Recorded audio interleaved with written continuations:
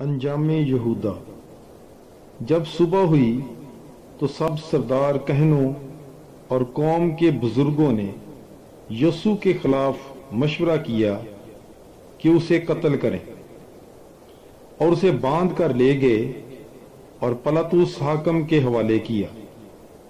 تب اس کے پکڑوانے والے یہودا نے دیکھا کہ وہ مجرم ٹھہرایا گیا تو پچھتایا، اور وہ 30 مسکال سردار کہنوں اور بزرگوں کے پاس واپس لایا اور کہا، میں نے گناہ کیا ہے کہ بے قصور کو قتل کے لیے پکڑوایا۔ وہ بولے، ہمیں کیا، تو جان۔ تب وہ مسکال ہیکل میں پھینک کر چلا گیا اور جا کر اپنے آپ کو پھانسی دی۔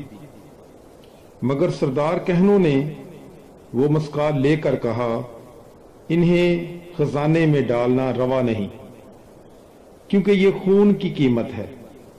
تب انہوں نے مشورہ کر کے ان سے کمہار کا کھیت پردیسیوں کے دفن کرنے کے لیے خریدا۔ اس سبب سے آج تک وہ کھیت خون کا کھیت کہلاتا ہے۔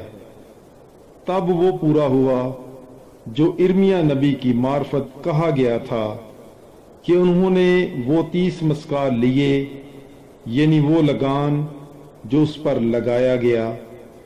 جنہوں نے لگایا وہ بنی اسرائیل میں سے تھے، اور انہیں کمہار کے کھیت کے واسطے دیا، جیسا خداوند نے مجھے حکم دیا۔ آمین۔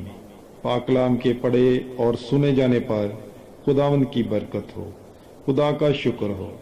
Bible is life. God bless you.